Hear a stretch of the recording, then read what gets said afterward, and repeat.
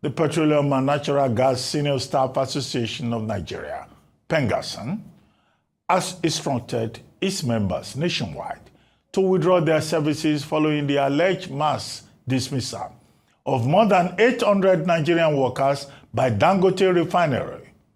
In a circular issued after an emergency National Executive Council meeting on Saturday, September 27, 2025, signed by General Secretary Lumumba Okugbawa, the union accused the refinery of violating Nigeria's labor laws, the Constitution, and International Labour Organization's conventions by dismissing workers for joining the association.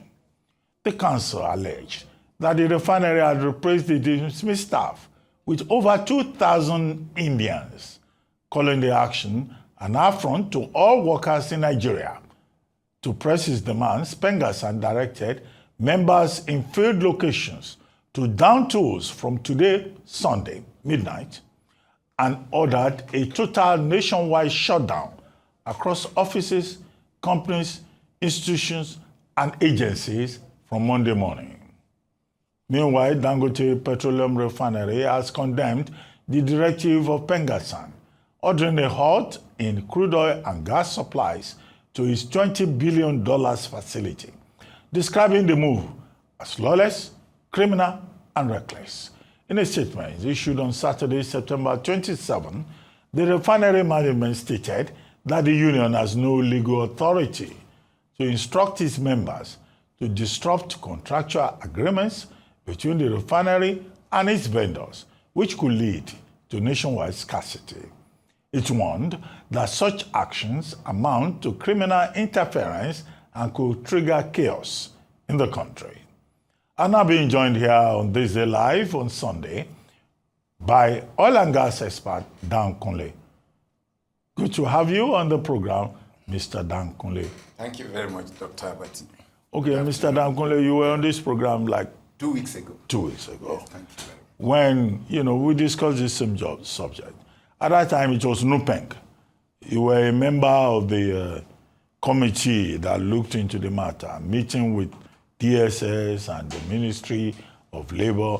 Now, 2 weeks after, PENGASSAN now throws a curveball into the matter. And PENGASSAN says nobody should lift crude oil to Dangote Refinery. Nobody should provide fuel tomorrow. The part of it that we ordinary Nigerians are concerned about. What happened to the negotiation? What failed?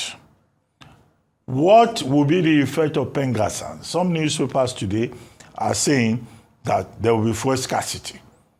So they say when two elephants fight, I asked you that question 2 weeks ago, is the grass that will suffer? Are we, the ordinary innocent Nigerians, going to suffer from tomorrow morning? And what are the details of this failure of negotiation? PENGASSAN says Dangote Refinery insists that yes, staff can be members of unions. The same Dangote Refinery now says 800 staff members have been fired because they identify with unionism. So that also contradicts, in the view of the ordinary man, what Dangote Refinery said originally about the fact that workers have rights to join unions. Please, you are the person who has been attending the negotiations. What is the problem? And how can we, ordinary people, some of us buy fuel, 10,000 naira, 20,000 naira. How can we move about from tomorrow morning? Dr. Abati, thank you very much for this opportunity again for me to be back here 2 weeks after. You know, this journey, I have told you, is going to remain like this until this issue is finally rested, properly rested. There will always be this conflict, seeming conflict. But let me assure Nigerians people, the entire country, that there will be no shortage of petroleum products from tomorrow. I can assure this country that Dangote has enough petrol in his reserve, in fact, strategic reserve for the country.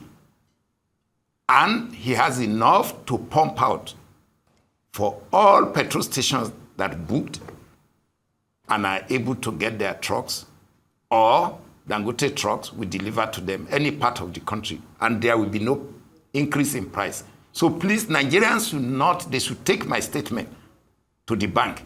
They should not panic to queue. They should not panic. We are lucky, and that is why I always say, let me congratulate President Tinubu for a reason. This refinery came at a very auspicious time. Otherwise, the deregulation of the downstream and the removal of subsidy will have left this country in chaos, because there's no how we were going to have the capacity to import to meet the problem of this country, in the liquid energy requirement of this country. So let me lay that one to rest. Then let's go back to the issue. The first question you posed was whether NUPENG negotiation. NUPENG negotiation is still on. It's not closed. It is the way PENGASSAN came about suddenly that slowed down that negotiation. And it has compounded the journey. So PENGASSAN came suddenly to request for Dangote Refinery to do what you call checkout deduction in September, with a list which Dangote Refinery management never knew where that list was coming from, because none of his staff ever disclosed that they were joining anybody, any organization. So since they felt, some of those staff felt maybe they have freedom to join and freedom to exit at any time, but they did not notify their employer, who recruited them, sent them to India for training for more than 1 year. So I think that matter is being internally resolved. So, but strategically, Dangote is reorganizing, retooling, because there are a lot of internal threats to the heart of the refinery, the CDU. So it is better in an environment like this. You have to be very proactive. You have to be forewarned. When you see this level of threat and build up of animosities from the union, who were initially running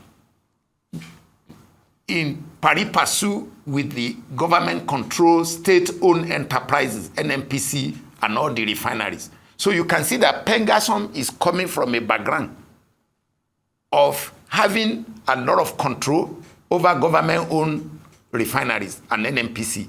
So now they are moving to private owner. So they will definitely see resistance. It is natural. They must see resistance because they cannot transfer the same modus operandi they were using to relate with government-owned refineries and NNPC to private. The private, when the private was investing his money, PENGASSAN did not mobilize money to say they want to be co-investor. So they cannot suddenly now become the body, the union that will dictate how the private refineries should be managed. But having said this, let me state categorically that what is missing in this whole exercise, Dr. Abati, and the country must know this, is that the regulatory body that's supposed to manage this delicate balance between organized union and private investors, especially an investment like this, $20 billion investment is a mega investment and cannot be toyed with. Even the country called Nigeria and the sovereign status of Nigeria cannot play with the investment. So I believe that government will not allow the strike to take place. But let's assume even they make do with their threat to go ahead with the strike.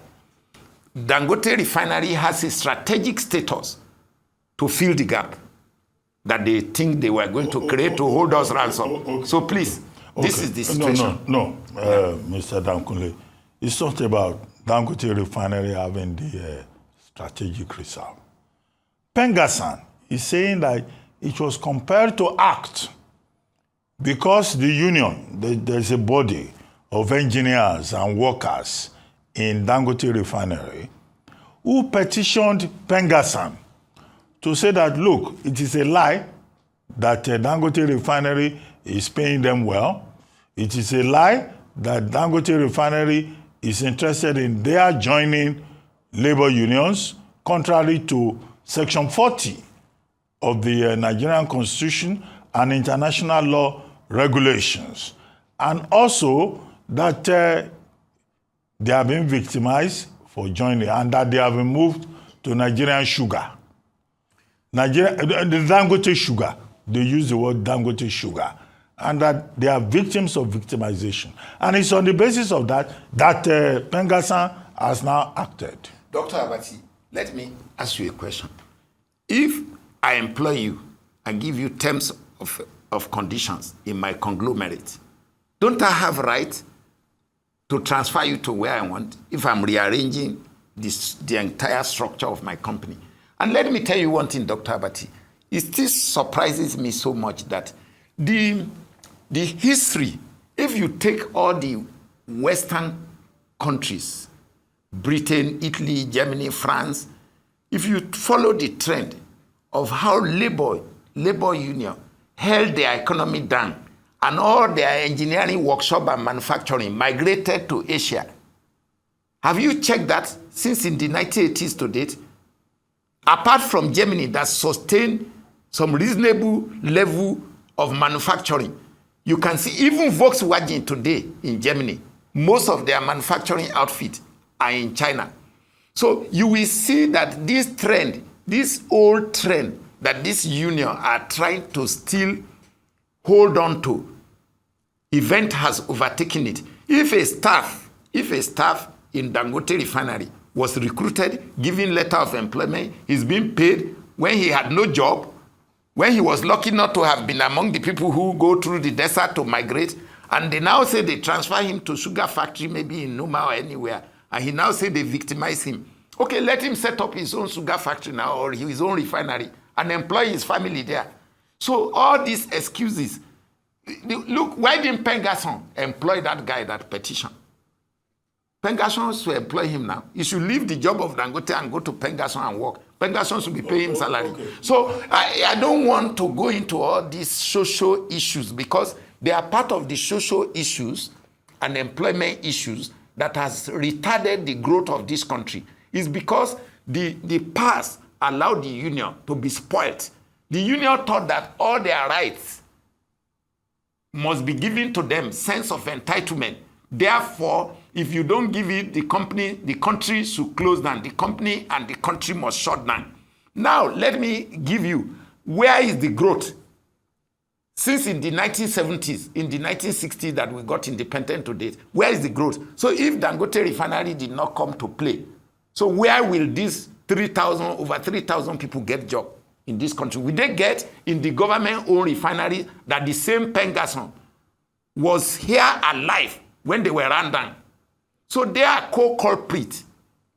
So it is time we call a spade a spade. And let me clear one thing. President Tinubu have the best chance now as a Democrat to review this whole thing and say, look, come, we can't continue like this. Military, when they confronted Abacha as a military head of state, he dealt with them in the military language. But democratically now, the president must now intervene democratically, politically, and say, look, gentlemen, we cannot continue on this lane. I want this country to grow, the GDP. These same labor people are the ones saying Nigeria should grow. So how are we growing now? Okay. Mr. Kunle, I understand where you are coming from. You are pro-Dangote Refinery. No, I'm pro-Nigerians. No. I'm pro-Nigerians. No, I want Nigerians to be protected. Okay. Yeah, I'm pro-Nigerians. Let's talk about the Nigerians. Tomorrow morning, or even later today, many of us will not be able to buy fuel. No, don't panic. No. We are panicking. Don't do panic buying. There will be petrol. That's why we are having this conversation. If PENGASSAN's members follow the directives and they shut down everywhere, That in itself is a national security matter. That in itself is a social issue. No, it's an indictment of PENGASSAN. That means they want to put the Nigerian people in distress. No, it means we will be punished. No, for something that if you allow PENGASSAN to punish you, that is why I'm here now. It's for you to tell PENGASSAN not to go on strike now. No, but PENGASSAN, and that it is wrong and that it is illegal. No, PENGASSAN is saying that Dangote Refinery has an obligation to respect the rights of its workers, they to cannot unionize, they cannot to pay take-off dues. They cannot impose obligation on a private investor. It's not possible. Where is their own money? What did they invest? Where did they invest? This is the question. No, but if you do it's business, the reality. you also have to respect the workers. No, there is a delicate balance between private investor and government-owned enterprises. There is a delicate. That is why I mentioned initially that we need a strong regulator. I don't know why President Tinubu, he has all the wisdom available at his disposal. I don't know why he's still keeping the Nigerian midstream, downstream regulatory authority in that place. Because if they are the one doing their job, I mean Nigerian midstream, downstream regulatory authority. If they are doing their job as it's supposed to be, in a very fluid setting like this, they are the one who's supposed to mediate and find a delicate line to balance this issue. I'm telling you, Dr. Abati, the modus operandi of all this union is gone. You see, Nigerian Labour Congress, were they not recently in a Labour Party? Nigerian Labour Congress, they were in. So I don't even know why President Tinubu. You can see.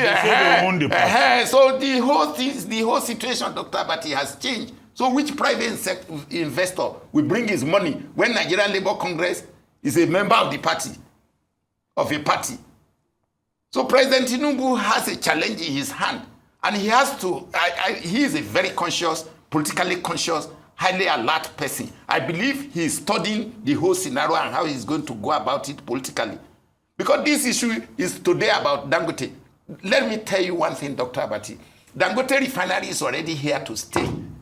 Because the position, I have said it many times on this television program, that the position and the location of Dangote, plus the SBM he's having there, the single point money, the largest ship in the world can land in that place. 3 million barrels, the largest crude oil carrier in the world. PENGASSAN is saying they will shut down. They cannot shut it down. It's an empty trade. What can they do to this country? This is a sovereign nation. Who are they? What is their population, doctor? What is their population? What are they shutting down? Okay, the one that. So you people are the one failing them to think they have so much. How many are they? We are journalists. But you should not amplify their negative this thing in Nigeria. International investors are watching us. Banks are watching us. That is why, Dr. Abati, I will give you one history. In privatizing Petroleum Refinery and Kaduna, all the international oil companies say you have social liability in your refineries. That is what to do with the staff. You have labor issues in your refineries, labor issues. True. It has manifested now. So they said they won't touch. Dr. Abati, what is the total number of people employed in all those refineries and NNPC? In PENGASSAN, what is the total number employed? We are 230 million people. So let's assume even all of them are 500,000. Is President Tinubu going to say, okay, 500,000 should hold 230 million people ransom between now and tomorrow morning? The president should order on his fingers and powerful agencies to call them to order. What are we talking about? We are spoiled children in this country. How can we grow like this? How can you develop a country like this? Somebody invested $20 billion. You ask him to be sitting down with boys who have been rentier, who have destroyed the oil and gas industry in this country. They destroy it, doctor. I was an insider. They destroy it. Those of us who did not join the Kaba, the system, we are just watching the drama. Well, PENGASSAN leaders will not agree with you. It's left for them whether they agree or not. Are they there forever? Where are the group of PENGASSAN in 1997? Where are they? Where are the group of PENGASSAN during Obasanjo? Okay. Where are the group of PENGASSAN who were against the privatization of the refinery in 2007? So has the country improved in their eye like this? They are aging like me now.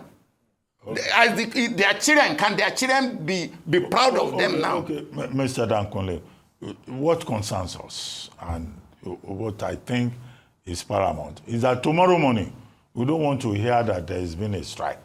So let Dangote Refinery and PENGASSAN and NUPENG go and resolve their issues. We do not deserve to be punished as the ordinary people of Nigeria. We should tell PENGASSAN not to punish the Nigerian people. Because Dangote Refinery is ready to give petrol steadily to the Nigerian people and liquefy petroleum gas to cook steadily. He has all the facility to do that. Okay. So PENGASSAN and NUPENG. This is why I said you are pro Dangote Refinery. No. It's for the common good of the country. Okay. I'm not pro. I'm pro anybody that is any industry in this country that will help the country. I'm pro that industry. If the Dangote Refinery is not protected properly, then let the president decide to remove all the protections across all industry in Nigeria, and let's open our border to allow everything to come in, so that you and me don't even need to talk of industrialization anymore. Okay. Let us become an appendage of India, Russia, in China. Let this place just be an open banana republic. So nobody manufactures. On that note. So Aliko will close now and migrate. Everybody will migrate. Dua will migrate. Okay, on that note, I would like to thank you very much, Mr. Kunle, for joining us on This Day Live, this Sunday talk show.